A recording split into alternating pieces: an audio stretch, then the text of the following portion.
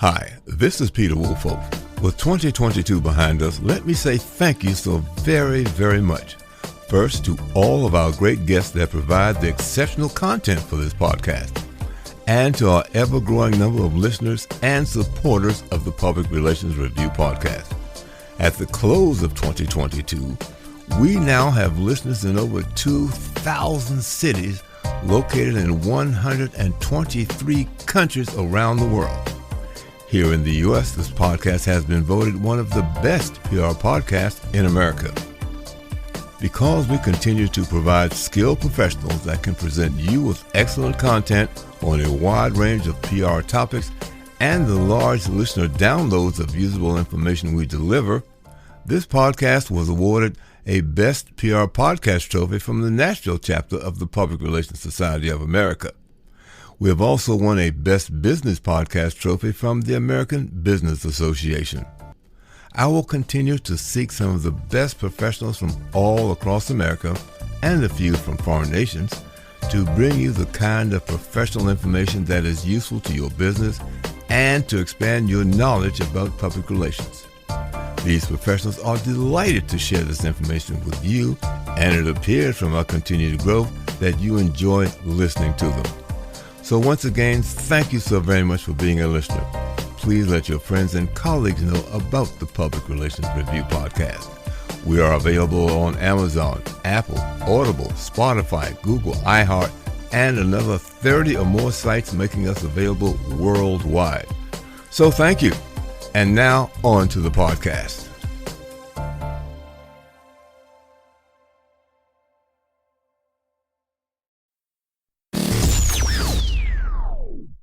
Welcome. This is the Public Relations Review podcast, a program to discuss the many facets of public relations with seasoned professionals, educators, authors, and others. Now, here is your host, Peter Woolfolk. Welcome to the Public Relations Review podcast and to our listeners all across America and around the world. Now question, ESG, environmental, social, and governance. Why is this so important to the public relations community? Now our guest today can help answer that. As momentum continues to build in the health and science industry on ESG investing, public relations professionals must consider ESG as they build their strategic communications plans. Developing a strategy around ESG includes strong environmental initiatives as well as C-suite executives who are committed to building diversity and inclusion as part of their corporate culture. As communicators, it is up to us to roll out ESG-friendly initiatives that go beyond philanthropy and tell sustainable stories to those who matter most, our varied audiences. Now, my guests today have extensive experience, successful hands-on experience that will help guide our listeners to not only about the what of ESG, but also the how to achieve meaningful ESG strategies. Joining me today from Charlotte, North Carolina, are Josh Jacobs, CEO, and Janet Irwin, Chief Marketing Officer, both with Next Stage Consulting. They develop strategy and implementations for social impact. And joining us from Hartford, Connecticut, is Andrew Blum of AJ Communications, who has extensive experience in PR launches for climate change practice, renewable energy, public relations for wind and solar, and much more, including many published articles. Welcome to each of you to the podcast. Okay, so let's begin with E. So, Andrew, why don't you start with that one? Environmental matters. Why does it matter in the public relations environment? Well, I think, and I'm speaking from my experience, so if I talk about maybe my view goes back 20 some odd years, and I'm sure we've had environmental issues and what they called green and tree huggers for years, but I think within the last 20 years, it has shifted to more of the mainstream. So whether you have corporations or nonprofits, they all see the need for the E and the renewable energy and the sustainability and the climate change. So the more that corporations and nonprofits see the need, they're bringing in more PR and marketing and social media people to get that message out. Now, I think it's also important to note that we used to have a lot in the media on what I will call climate change deniers. And it seems like you were always even though the science was there on climate change, you had these deniers. I've seen less deniers in the media lately, so much else in the media, but I've also seen, the last thing I want to say here is there's now a culture war element to sustainability issues, and I think that's something that PR and marketing and social media people have to address. Now, because environmental issues is such a wide area, how does one go about selecting, deciding what about the environment that we will engage in for our particular organization? How should one go about that? I think it depends on, first of all, who your client is, and also what's your, sometimes you have a client who you agree with on issues. Other times, we're not lawyers, but sometimes we don't necessarily agree with our clients, but we'll take on an issue. So I think it depends on two things. What is your client's goal? What is your client's industry? And what is also your interest and expertise? I got into this because I had a client who had renewable energy practices. And then that morphed into the client doing their own in-house sustainability program. Then they started a climate change practice. Then they started an electric car practice. So once you get something that you're interested in, they want to push forward, I think that's how you get involved. But then the daily swing of the mood in the country and the other side of this issue also drives forward how you're going to deal with this. We see similar kind of choices when it comes to the S, the social component of ESG, and companies really aligning their own values and guiding principles with the causes they support. We're seeing these things become an expression, actually, of a company's own values, purpose, materiality. I think that's becoming more important generationally. Millennials, Gen Z want their companies to be an expression of the values that they have and the companies that they work for and buy from. They want to really reflect the values they themselves have, whether that is environmental concerns, social concerns. It's becoming more and more important that their companies stand for something.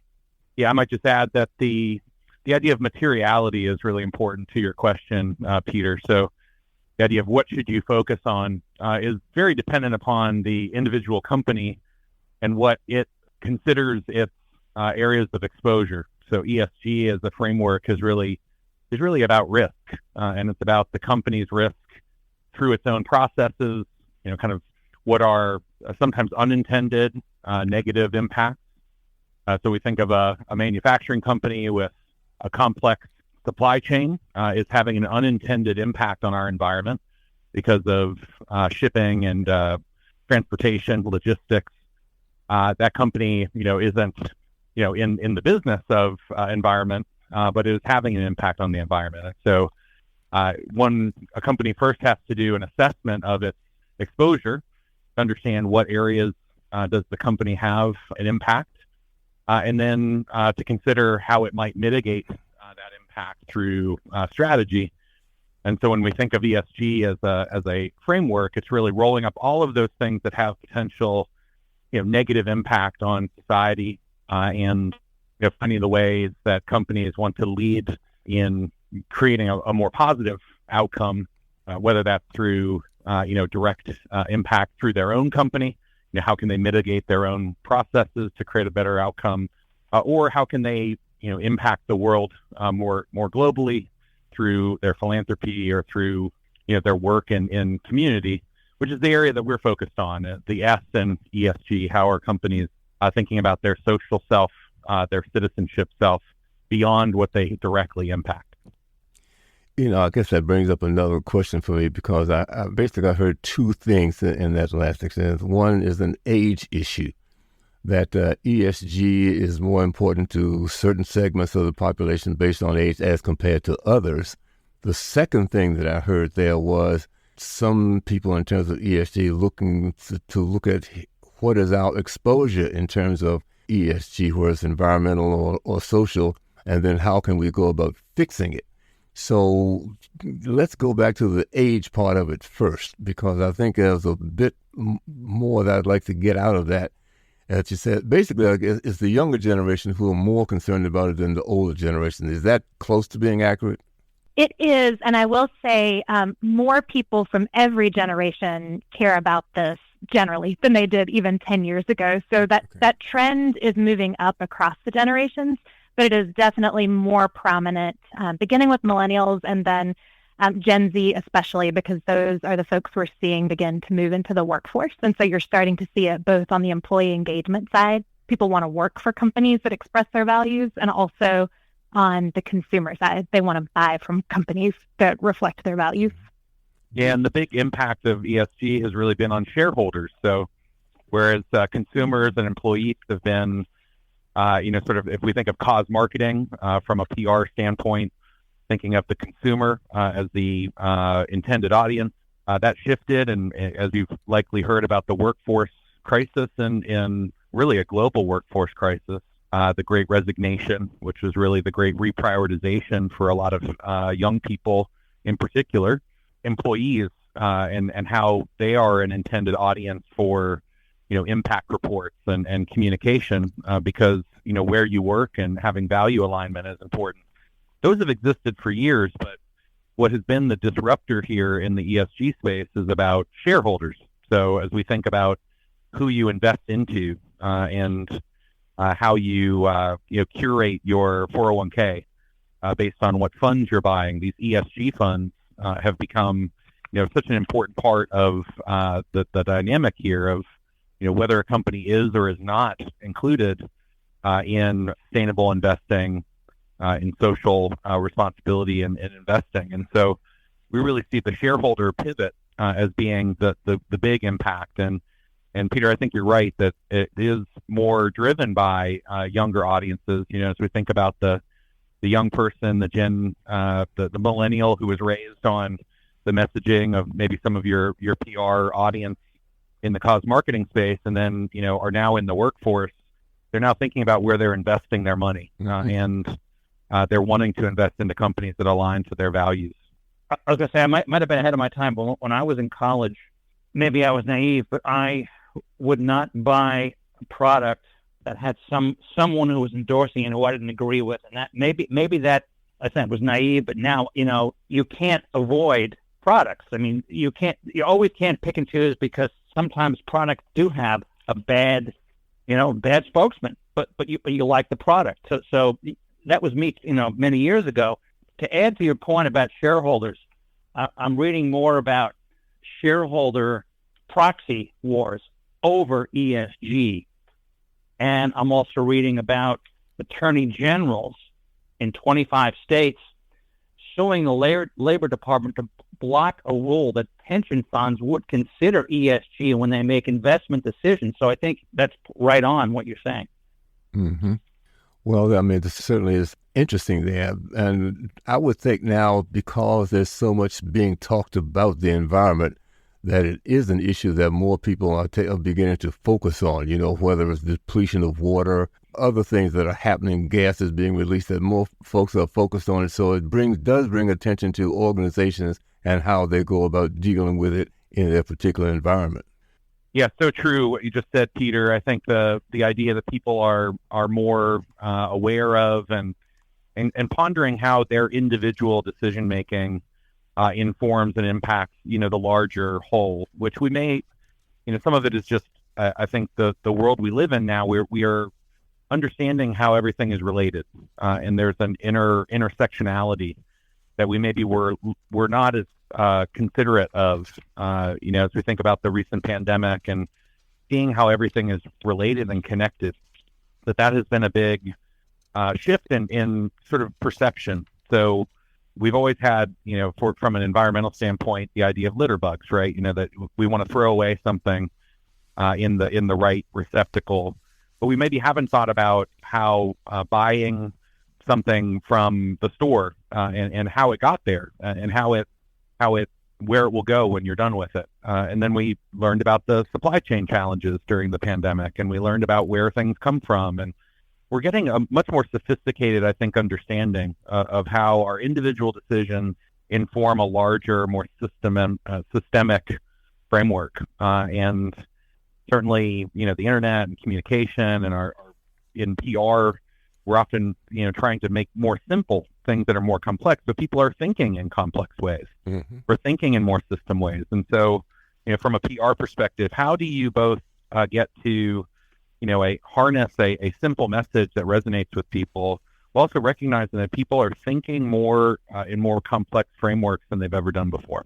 I think part of that may start at the top of a company. I had a client who wrote a book called The Culture of Purpose several years ago, and he looked at sustainability from the top down at Chrysler, Unilever, a company called Bungie Limited, and Bloomberg. Now, Bloomberg is a no-brainer in this area because Michael Bloomberg is a big climate change advocate.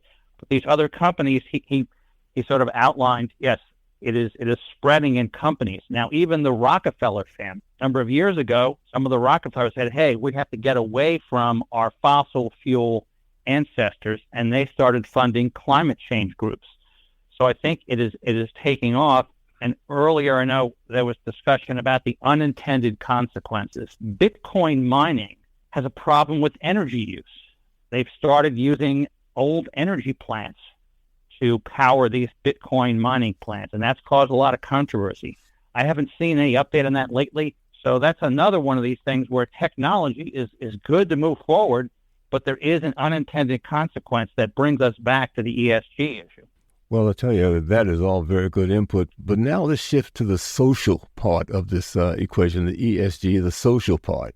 How should companies go about approaching that? Because that's a huge umbrella that obviously a lot of people are paying attention to it, and they're managing it in different ways. What are some of your experiences in how they manage the social component of this? Anybody? Yeah, I can jump in here. The social part of ESG is different from the other parts just because if you have seen one company's social impact strategy, you've seen one company's social strategy. Mm-hmm. When it comes to the E in ESG or the G, those metrics and the measurements are a lot more defined, right? Like carbon footprint is carbon footprint, renewables, like those things are more clearly defined. When it comes to S, it tends to be an expression of a company's values and purpose. It tends to align with their own materiality and their own interests and their own systems. So where one company might heavily invest in, housing issues, another might focus on environment, and another one might focus on education. And that's good, but it also makes it a little bit more challenging to understand and define. The interesting part of that is it really can be unique to each company. It can be a good expression of themselves. And from a PR perspective, you're really gaining the ability to communicate that more widely, especially now that more people are interested in that. Yeah, and I'll jump in just to say that the social, we talk about internal S and external S. So the internal social is really things that a company informs and can impact directly through its business processes. So social causes like diversity, equity, inclusion are addressed often through the workforce and hiring decisions. We think about wellness, how the behavioral health challenges that are, globally being expressed right now, how is that showing up in our workforce? So much of social in the ESG, the S, has been expressed internally, things that the company directly impacts. What we're focused on at Next Stage is the external S, which is to say those unintended social impacts. If you think about a financial services company, that is deciding who is lend-worthy. So if someone who is of moderate income seeks a loan for a home and is turned down for that loan, the unintended negative social impact is that person's generational wealth has been impacted. Their economic mobility has been impacted. From the internal standpoint, the company is just making a good business decision on who should and shouldn't be lent money, but there's the negative social impact of that person not being able to accumulate wealth. And so the key here is not about changing practice inside the company. This isn't about wanting more people to be lent to who maybe aren't worthy of that at that moment, but rather how do we improve that person's lend-worthiness? How do we make them more likely to be able to own a home? Mm-hmm. A company needs to begin thinking about its external impacts in that way. And so it's not about changing the supply chain or a environmental impact that they directly impact. It's something that is more societal. And so a company really needs to consider what are those negative social impacts that we aren't really pondering because it's just good business that we have to now get ahead of. From a PR standpoint, we're one headline away from someone, outlining how our company maybe does things that we aren't pondering, aren't thinking about those ripple effects of decisions that we make. And so the company really needs to think about its external S as well. And that's why you're seeing companies, focus so much on cause, focus on, really narrow where they're spending their money. They're not sponsoring, just everything that comes along. They're really being thoughtful about where they align not only their financial self, but all of their resources. And Josh, I would add to that, we're working with a couple of clients now, and we are seeing that trend of moving away from a more transactional sponsorship model. And we're seeing them engage more in big systems work. They want to feed into these bigger issues. I actually had a client the other day say, I am tired of writing checks in exchange for logos on T-shirts. Like, we're not doing that anymore. What we want to fund are things that are going to enable us to speak into broader conversations. And in that case, it was education and teacher retention. So how is the company known for that work and associated with these bigger picture societal shifts versus the more transactional models that companies have relied on in the past? We think that's a trend that's going to start changing across the board. Let me just ask a very, very quick question, because you brought up a thought that you're right, companies don't want to just write a check and have their name on a plaque. Is there some effort, or should organizations have some effort in terms of their approach then to potential donors, so to speak? We'd like to help you improve your internal mechanisms for doing A, B, C, and D on the social side, because in some cases, diversity, equity, and inclusion is a huge issue in some companies or areas. So perhaps the community or the organization itself can, or other folks, outside people, can help themselves, so to speak. Has that ever happened before? Yeah, for sure. I mean, we're seeing a what I would say is a wholesale repositioning of how nonprofit organizations and companies relate to each other. As we think about nonprofits as being often those who have missions that are about positive social impact, companies that have long invested into community through them. But it's been more of a patriarchal mindset, the company as the parent and the nonprofit as the child, and this sort of idea of gifting, charitable giving and corporate philanthropy. When really what we're starting to see is that those vendors of social impact, the nonprofits, are actually vendors to the company. When we think about how companies can think about how they can mitigate some of their negative social impacts, thinking of the nonprofits they invest into as more of a vendor-like framework, that in fact, that's a partner in the work, and it's a win-win-win partnership in so much as the company's own benefit, how it improves the ESG score, or how it's improving its DEI standing, how it's mitigating some of the risk associated with some of those downside negative impacts that are unintended. The nonprofit is elevated then, more like a vendor, more like how we would engage a consultant or engage a vendor of services that, benefit the company. And that's a big shift, because companies aren't used to thinking of nonprofits as, vendors of services. They're used to thinking of them as, sponsor destinations and sort of nice to have. But we're finding it really needs to be more of a need to have for a lot of companies, and a lot of the clients we're working with are beginning to reposition it that way. Okay. I wonder if what the impact of COVID was on all of that. Maybe you can add to that. But I found before COVID, a lot of nonprofits, unless they hit you between the eyes and said, I'm a nonprofit, working with them, they seemed almost like they were corporations, from my experience. Explain that a little bit more and how you saw that. In other words, they had budgets. They operated like agencies, or operated like corporations, and that was before COVID. So I don't have a really good handle if we're still sort of coming out of COVID, how all the things we're discussing today have been impacted. Maybe we're out of it, but I still see some impacts from COVID. Okay, sure. Well, I do think the COVID timeframe, coupled with 2020 was such a disruptive year. Beyond a global pandemic, we were also experiencing the fight for racial and social justice roar to life, particularly in the United States, with the murder of George Floyd and the social unrest that came as a part of that. So we were really disrupted, over the course of that 12 months by, two really impactful sort of cultural activities that have, I think, ripple effects and have changed us in some ways, maybe forever. And one of the ways that has affected traditional public relations through the nonprofit lens is, whereas previously we were maybe more interested as brands in national and international brands. kind of the Red Cross as being, kind of a stalwart brand that a large corporation would want to align to. In the post-pandemic, post-racial and social justice moment, we're beginning to see the need for more nimble partnerships, more community-based partnerships, organizations and entities that have built trust, community.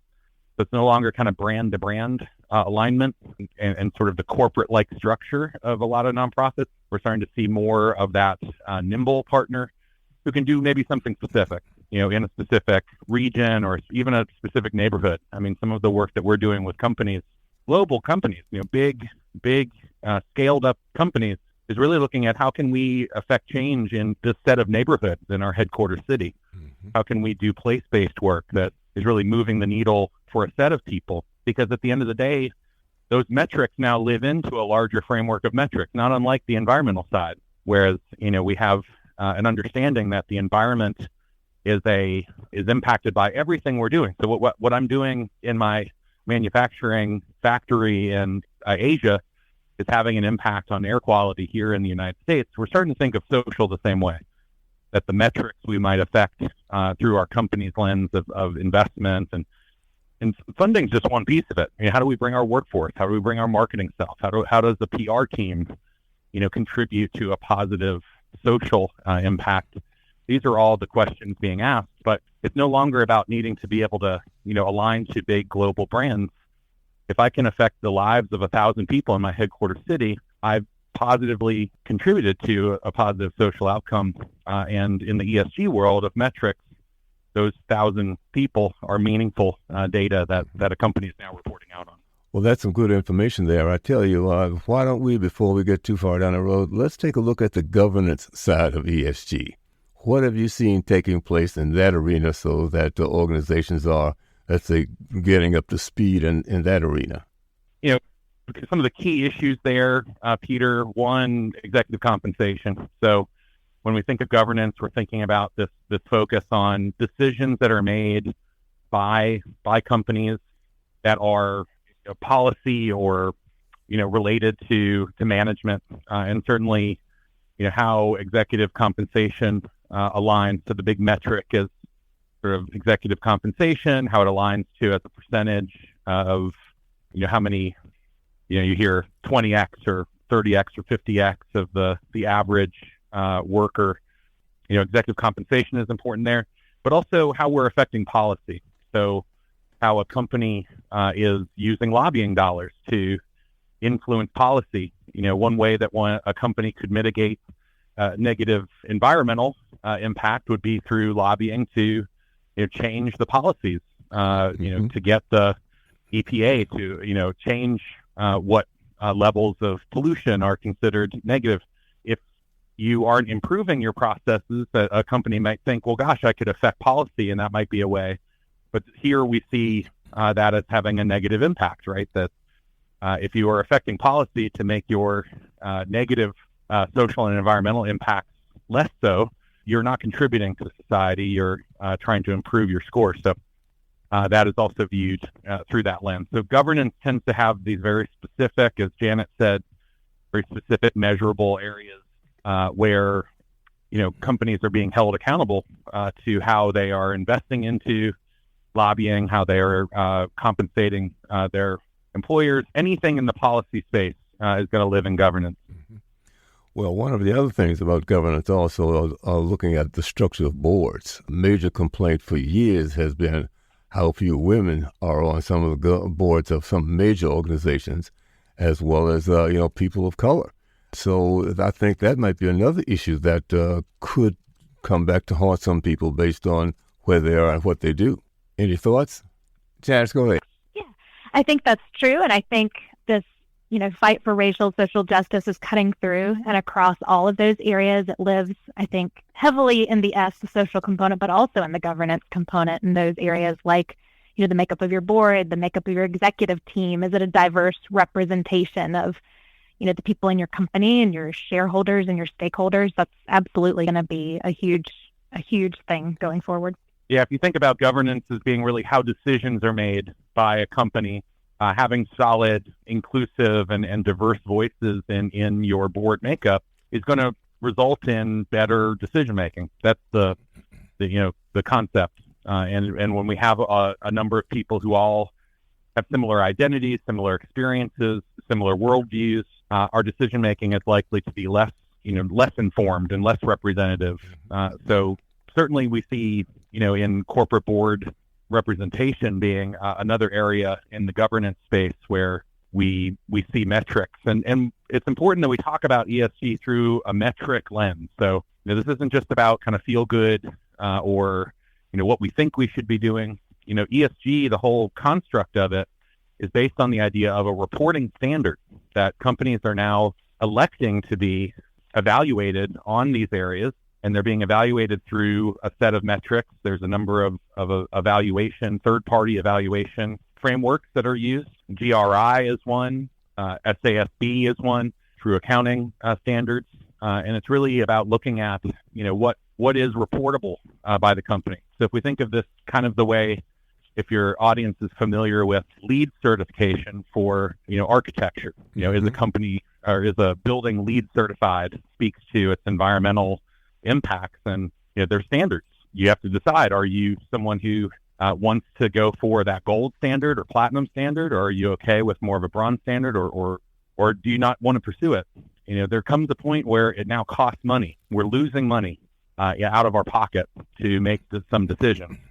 But we believe that we'll benefit through, in a larger way, through the brand identity that comes with LEED certification, that we will win more clients through that. So it costs, money in order to get this sort of status. The same is true in ESG. So as we think about our PR audience, our desires to be thought of as leading in the ESG space is going to cost money up front. It's going to cost money in how we are losing maybe profitability in the moment. But just like our PR efforts, we believe that we'll be able to win on the back end by presenting those decisions in a positive light. That more people want to work for us, more people want to buy from us, and ultimately more people want to invest in us because we are this way. So the PR team is really the most important part of the ESG story, really, for a company, because unless people know that about you, unless it's known that your company is doing these things intentionally, you won't have that impact on the back end. I would say that very well said. We also are in the middle of what I'll call corporate annual meeting and shareholder meeting proxy season, and there are dueling sides who are pushing. They want decarbonization on one side, others don't want decarbonization. So that continues to be an issue in shareholder situations.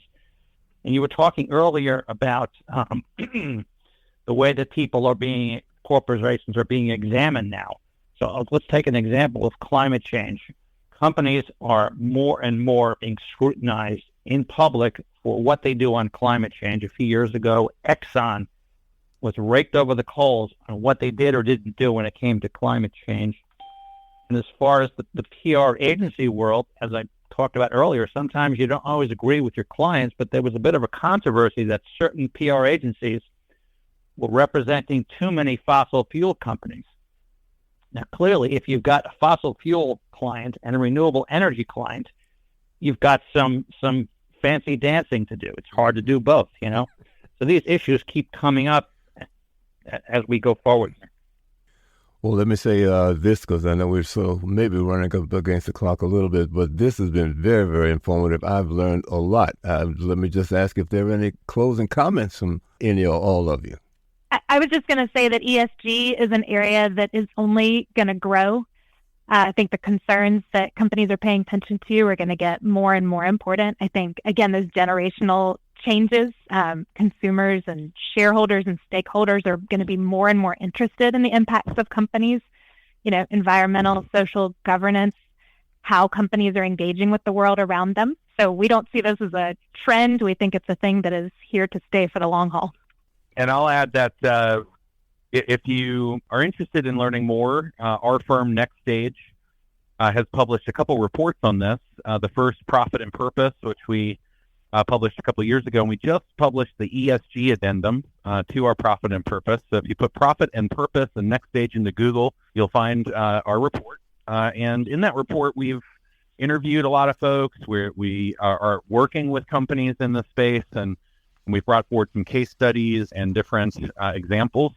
This is really kind of a fast-moving trend line that doesn't have a lot of best practice. So, Peter, we're appreciative that you have made a platform for this, because there isn't really a book you can find. There's no good to great written yet on how to be a thoughtful, a leader in the ESG movement, or how public relations, fits into it. A lot of folks are figuring this out as they go, and it's through podcasts, and through blogs, and reports from companies like ours that people are learning, because this is here to stay. As Janet said, we think this is a kind of new world order, if you will, and all of the kind of concerns for woke corporations and the challenges of optics and anything your public relations listeners are thinking about in terms of how people will take this in. That is all fast changing, and there's a reason why we see companies aligning to these causes. Generational change is here to stay, and as the millennial ages and the boomer retires and moves off, we're going to have a very different consumer, employee, and shareholder environment, and smart companies are getting ahead of this. You don't want to wake up one day and find yourself on the front page of the newspaper. You want to have gotten way ahead of this. So these trend lines are not, theory. This isn't something that you go to a conference and hear about and then go back to business as usual. If you aren't, doing something about this and finding ways to tap into this in your own, public relations team, or if you're a consultant in this space, we would advise fast moving to embrace this, because it's really a trend line that's here to stay. Good. Andrew, any closing remarks from you? I would add for AJB Communications, I would add that yes, this is not going away. The environmental and financial and climate change and the need to move quick on this issue, whether it's fixing all the pollutants we have in this world, or advancing electric vehicles, that's all going to keep moving forward. And anyone who's in PR or marketing in this space has to have these knowledge base points in their toolkit. Otherwise, you're left behind, and so is your client. Well, let me say, this has been hugely informative, not only for me, but I'm sure our listeners will thoroughly enjoy this. Let me say thank you to Josh Jacobs, Janet Irvin of Next Stage Consulting, and Andrew Bloom of ABJ Communications. And to my listeners, I really, really hope if you've enjoyed this, if you have some suggestions for the program, give me a call. And let me always say thank you for listening to our listeners, not only in the U.S., but around the world. And join us again for the next edition of the Public Relations Review Podcast. This podcast is produced by Communication Strategies, an award-winning public relations and public affairs firm headquartered in Nashville, Tennessee. Thank you for joining us.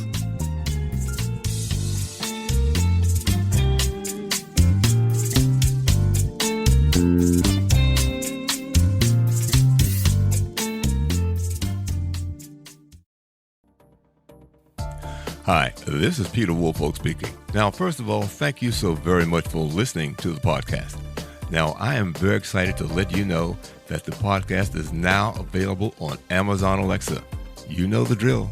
Simply say, Alexa, play Public Relations Review Podcast, and she'll take it from there. And again, thank you for listening. And if you enjoy the program, please become a subscriber. Now, on to the podcast.